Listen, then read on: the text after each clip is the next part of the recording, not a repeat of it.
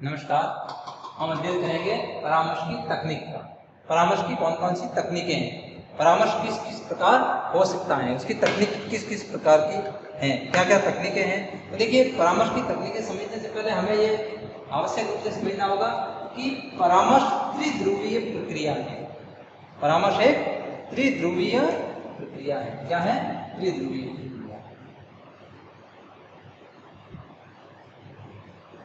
यानी इसके तीन ध्रुव होते हैं। तीन ध्रुव कौन कौन से हैं? एक तो लक्ष्य, यानी उसका लक्ष्य क्या है, हम परामर्श किस लिए दे रहे हैं, यानी समस्या हम कह सकते हैं। दूसरा है परामर्शदाता, हम यहाँ पर समस्या समाधान लिख सकते हैं, समस्या समाधान।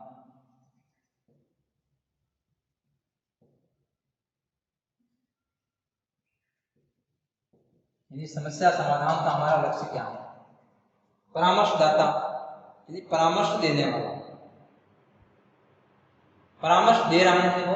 तीसरा है प्रार्थी, जिसको हम उपबोध्य भी कह सकते हैं, जो परामर्श देने वाला उपबोध्य, यानी ज्ञान प्राप्त करने वाला, परामर्श लेने वाला, जिसको जो परामर्श ले रहा है। ये तीन इसके ध्रुव हैं। इन तीनों को ध्यान में रखकर परामर्श प्रक्रिया चलती है और इस परामर्श प्रक्रिया के तीनों बहुत ही महत्वपूर्ण अंग हैं। सबसे पहले लक्ष्य निर्धारित करना, समस्या समाधान का लक्ष्य निर्धारित करना। परामर्श प्रक्रिया का लक्ष्य क्या होगा? उस उपबोध्य में निर्णय लेने की क्षमता का विकास करना, प्रार्थी में निर्णय लेने की क्षमता का विकास करना, और जो उसमें समायोजन का या का विकास करना, और परामर्शदाता जो परामर्श दे रहा है। ये तीन इसके बहुत ही महत्वपूर्ण ध्रुव हैं और इन तीनों को ध्यान में रखकर परामर्श प्रक्रिया चलती है। परामर्श की वैसे तो बहुत सारी तकनीकें हैं, बहुत सारी विधियां हैं। परामर्शदाता उनमें से एक विधि का प्रयोग कर सकता है या बहुत सारी विधियों का प्रयोग कर सकता है। कभी कभी बहुत सारी विधियों का एक साथ भी प्रयोग किया जाता है और या फिर एक के बाद एक की जाती है, ताकि उस समस्या का समाधान हो सके। और यह समस्या के स्वरूप पर निर्भर करता है कि कौन सी विधि अपनाई जाए, कौन सी तकनीक अपनाई जाए परामर्शदाता को, या कौन सी विधि पहले अपनाई जाए, फिर बाद में कौन सी विधि अपनाई जाए, ये तकनीक अपनाई जाए। तो इस प्रकार की बहुत सारी तकनीकें हैं। एक तो है विश्वास, सबसे पहले है विश्वास, विश्वास पर आधारित। विश्वास होना बहुत ही आवश्यक है। सबसे पहले विश्वास, एक दूसरे पर विश्वास उत्पन्न किया जाए, एक दूसरे का विश्वास उत्पन्न किया जाए, अन्यथा आगे नहीं बढ़ा जाएगा। प्रार्थी और परामर्शदाता के प्रति विश्वास पैदा किया जाए। जब तक दोनों को एक दूसरे पर विश्वास नहीं होगा, आगे नहीं बढ़ पाएंगे। फिर मौन धारण, विश्वास पैदा होने के बाद मौन धारण किया जाता है, थोड़ी देर चुपचाप, उसके पश्चात स्वीकृति, यानी उस समस्या को किस प्रकार निपटाना है उसकी स्वीकृति दोनों तरफ से होनी आवश्यक है। परामर्शदाता स्वीकृति दे कि हाँ इस समस्या को निपटा देंगे, और जो प्रार्थी है, उपबोध्य है या प्रार्थी है, वो भी स्वीकृति दे कि हाँ इस समस्या को हमें निपटाना है, इस समस्या का समाधान करना है। उसके पश्चात सामान्य मार्गदर्शन दिया जाता है, उसको बढ़ावा दिया जाता है प्रार्थी को कि इस प्रकार से आगे काम कीजिए, उसका मार्गदर्शन किया जाता है। फिर पुनर्कथन होता है, आपस में वार्तालाप होता है, वह कहता है, ये कहता है, पुनर्कथन होता है। उसके बाद एक मान्यता बनाई जाती है कि किस प्रकार से इस समस्या किस प्रकार की है, ये समस्या क्यों पैदा हुई, किस प्रकार की समस्या है, उसकी एक मान्यता विकसित की जाती है। और उसके बाद में स्पष्टीकरण होता है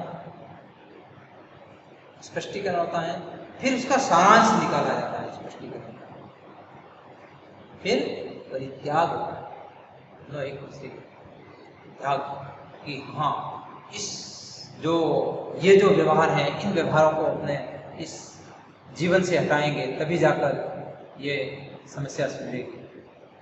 जैसे कोई धूम्रपान ज्यादा करता है तो उसको किस प्रकार से कौन से व्यवहार को अपने जीवन से हटाओ, वो परित्याग और फिर विवेचन होता है उसका, और उसके बाद में उसका विश्लेषण होता है, उसके सबसे अंत में समस्या का विश्लेषण होता है। ये तकनीकें हैं रोजर्स और बेलेन, ये दो परामर्श के संबंधित शिक्षा शास्त्री हुए हैं और इन्होंने कुछ तकनीकें बताई हैं। सबसे पहली तकनीक है प्रश्न करना, प्रश्न किए जाते हैं, सबसे पहले प्रश्न किए जाते हैं। परामर्शदाता प्रार्थी को प्रश्न करता है, प्रार्थी परामर्शदाता को, फिर पुनराश्वासन या प्रशंसा की जाती है कि हाँ ये काम कर सकते हो, ऐसे कर सकते हो, वैसे कर सकते हो, प्रार्थी की प्रशंसा की जाती है। फिर आलोचना या निषेधात्मक मूल्यांकन, उसका आलोचना भी की जाती है कि ये चीजें गलत हैं, इन चीजों को हटाना होगा। आलोचनात्मक मूल्यांकन किया जाता है, उसके व्यवहार का, प्रार्थी के व्यवहार का आलोचनात्मक मूल्यांकन किया जाता है। फिर उसकी व्याख्या की जाती है कि किस प्रकार की व्याख्या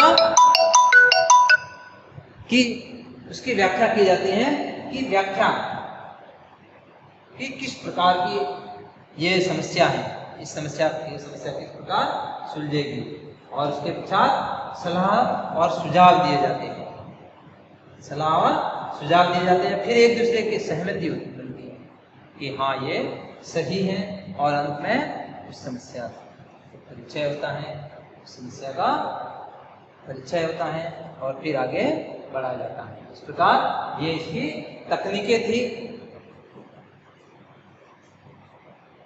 जिसमें सबसे पहले है कि तकनीकों को समझने से पहले हमें परामर्श के रूप, परामर्श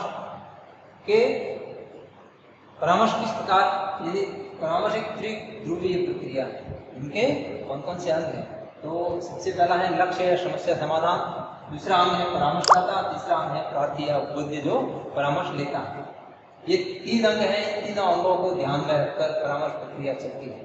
इसमें सबसे पहले इन तकनीकों में सबसे पहले विश्वास बताया है, फिर मौन धारण, फिर स्वीकृति, फिर सामान्य मार्गदर्शन, इसके बाद पुनर्कथन, इसके बाद मान्यता, फिर स्पष्टीकरण किया जाता है, फिर उस स्पष्टीकरण का सारांश निकाला जाता है, फिर कुछ व्यवहारों का परित्याग होता है, फिर विवेचन होता है और उसमें विश्लेषण किया जाता है। इसी प्रकार रोजर्स और बेलेन ने कुछ तकनीकें बताई हैं। सबसे पहले है प्रश्न किया जाता है, फिर पुनराश्वासन या प्रशंसा की जाती है, फिर आलोचना या उसका निषेधात्मक मूल्यांकन किया जाता है, फिर व्याख्या की जाती है उस समस्या के प्रति, फिर सलाह और सुझाव होते हैं एक दूसरे से प्रार्थी और परामर्शदाता के, इसके पश्चात सहमति बनती है उन दोनों के बीच में और फिर दोनों का परिचय होता है, फिर आगे बढ़ा जाता है। तो इस प्रकार की ये कुछ तकनीकें हैं परामर्श देने की, इन तकनीकों के माध्यम से आगे बढ़ा जाता है।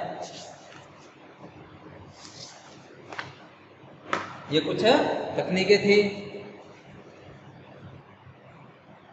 नेक्स्ट हमारा टॉपिक्स है परामर्श के प्रकार, यानी परामर्श किस किस प्रकार का होता है, परामर्श किस किस प्रकार के लिए जा सकते हैं या दिए जा सकते हैं, अलग अलग प्रकार। तो देखिए परामर्श जो है वो दो दृष्टिकोणों को परामर्श को समझा जा सकता है, दो दृष्टिकोण। एक तो होता है कि समस्या या जो प्रार्थी है उसकी आवश्यकता, समस्या किस प्रकार की है या प्रार्थी की आवश्यकता किस प्रकार की है, उसके आधार पर भी हम अलग अलग इसके प्रकार देख सकते हैं। और दूसरा है परामर्श के स्वरूप और इसकी विशेषताएं, परामर्श का स्वरूप क्या है, परामर्श की विशेषता किस प्रकार की है, उसके आधार पर इसका अलग अलग प्रकार हम देख सकते हैं। तो ये परामर्श दो आधारों पर परामर्श के स्वरूप को समझा जा सकता है, परामर्श दो दृष्टिकोणों से अलग अलग प्रकार से समझा जा सकता है। पहला है समस्या या प्रार्थी की आवश्यकता के आधार पर, यानी क्या समस्या है, किस प्रकार की समस्या है या प्रार्थी की आवश्यकता किस प्रकार की है, उसके आधार पर हम देखते हैं। तो सबसे पहला है नैदानिक परामर्श, यानी निदान, किसी समस्या का निदान किया जाए।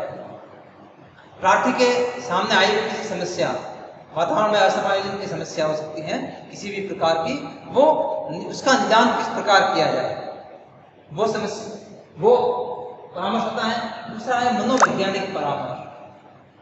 जब कई बार मन स्थिति डावाडोल हो जाती है, या जो बुद्धि भ्रमित हो जाती है, या इस प्रकार के हम कार्य करने लगते हैं कि कुछ हटकर हमारा जो व्यक्तित्व है वो हो जाता है, तो वहाँ पर मनोवैज्ञानिक परामर्श लिया जाता है। मनोवैज्ञानिकों से परामर्श लिया जाता है ताकि उसको ठीक किया जा सके। फिर है चिकित्सीय परामर्श।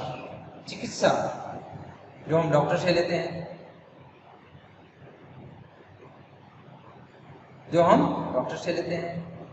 छात्र परामर्श, छात्रों का शैक्षिक परामर्श को कहते हैं, शिक्षा से संबंधित। छात्र आगे बढ़ने के लिए हमें कौन से विषय लेना है, किस प्रकार से पढ़ना है, कहाँ पढ़ना है, ये सारे के सारे हैं तो छात्र परामर्श के अंतर्गत आएंगे। नियोजन परामर्श, हमें किस प्रकार कोई नियोजन करना है, किसी व्यवहार से संबंधित, कोई समस्या से संबंधित, या किसी फर्म से संबंधित हमें नियोजन, उस नियोजन से संबंधित हमें परामर्श लेने की आवश्यकता होती है। वैवाहिक परामर्श, विवाह से संबंधित परामर्श, किससे विवाह करें, कई बार ये समस्या भी खड़ी हो जाती है, तो वैवाहिक परामर्श लिए जाते हैं। और व्यवसायिक, हाँ, विवाह कब किया जाए, किससे किया जाए, ये सारे के सारे प्रश्न इस प्रकार के प्रश्नों के वैवाहिक परामर्श के अंतर्गत आते हैं। और व्यवसायिक या जीविका परामर्श, अपने व्यवसाय चलाने के लिए, अपनी जीविका चलाने के लिए जो व्यवसाय से संबंधित जो परामर्श होते हैं वो व्यवसायिक परामर्श में आते हैं। फिर परामर्श को स्वरूप और विशेषताओं के आधार पर परामर्श किस प्रकार का होता है, तो निर्देशात्मक, यानी निर्देशात्मक, निर्देश दिए जाते हैं। और एक होता है अनिर्देशात्मक, इसे किस प्रकार के निर्देश नहीं दिए जाते। और ये होता है दोनों को मिला, ये 3 परामर्श इसके अंतर्गत संबंधित या संगठित। ये परामर्श के स्वरूप या विशेषताओं के आधार पर इसके प्रकार होते हैं। इस प्रकार हम कह सकते हैं कि शिक्षा बालक के भावी जीवन का जो आधार तैयार करती है। यदि शिक्षा के हर एक सोपान पर,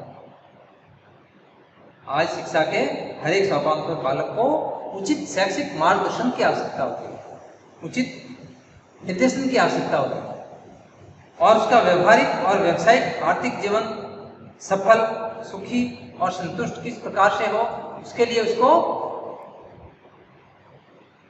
निर्देशन की आवश्यकता होती है। शैक्षिक निर्देशन का प्रारंभ तो तभी से माना जाता है जब बालक ने विद्यालय जाना प्रारंभ हो जाता है, तभी से उसका निर्देशन प्रारंभ हो जाता है। लेकिन इसे घर पर भी माता पिता से भी निर्देशन कई बार मिलता है। तो छोटी उम्र में बालक को क्या करना है, किस प्रकार करना है, कैसे बैठ के खाना है, ये सारे निर्देशित है, परामर्शित है।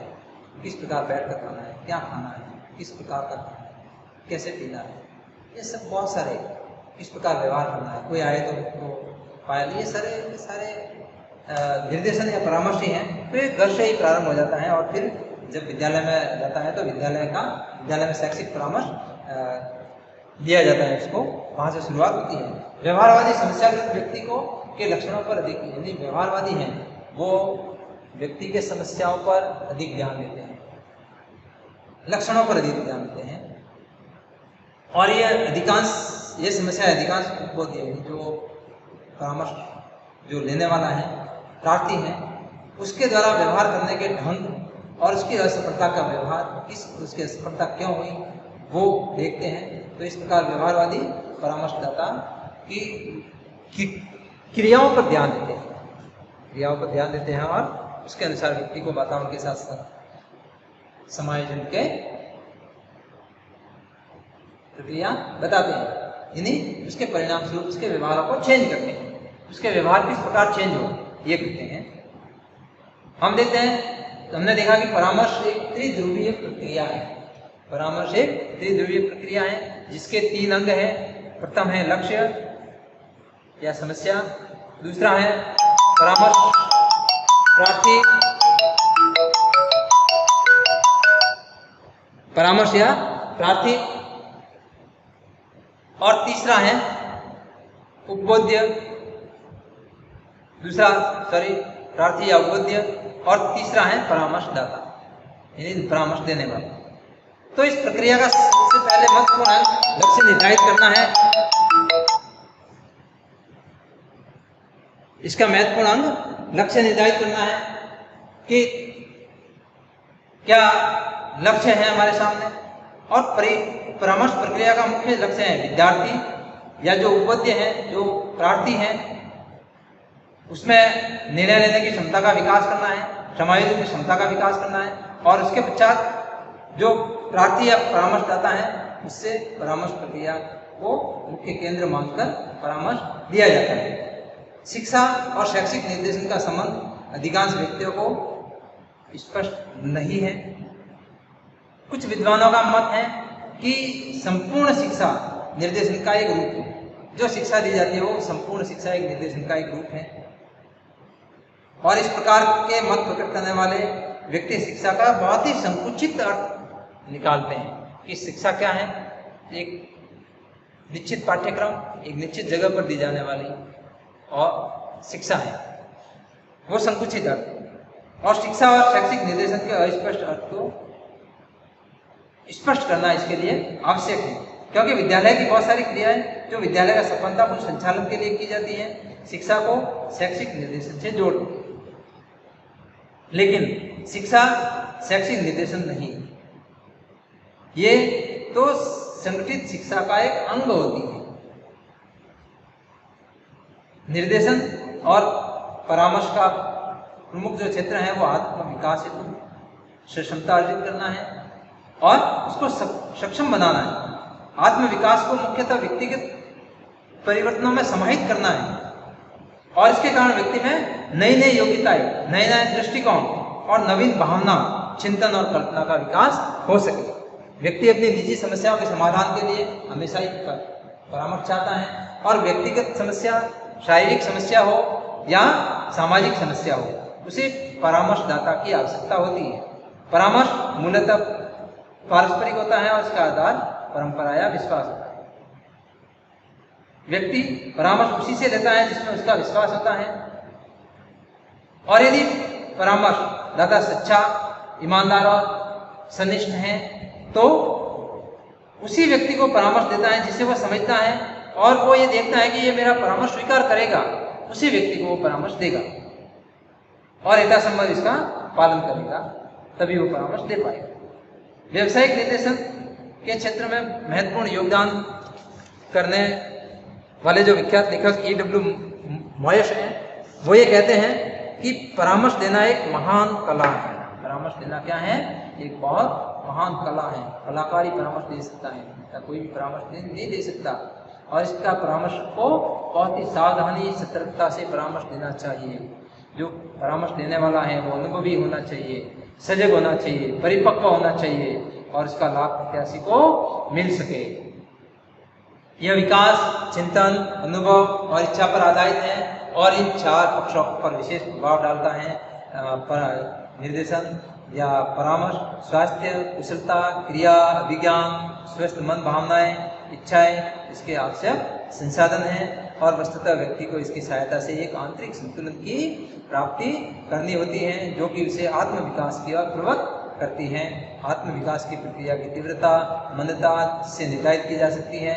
वैज्ञानिकों ने इस क्षमता हेतु कुशलताओं का होना बहुत ही आवश्यक माना है, और ये कुशलता अर्थ प्रदान करने की क्षमता, प्रारंभ करना, आगे की ओर देखना, पीछे मुड़कर पीछे की ओर देखना, अनुक्रिया करना और उपयोग में लाना, ये क्षमताएं होती हैं। और इन कुशलताओं के नियोजन के उपयोग लेकर आत्म विकास प्रबंधन की कुछ पद्धतियां विकसित की हैं, जिसमें व्यक्ति के शोध विवरणी का विगतकालीन समीक्षा, घटित वस्तुओं का पुनरावलोकन, अंतरात्मा की तुलना और इच्छा शक्ति में सुधार और मन को मुक्त रखना।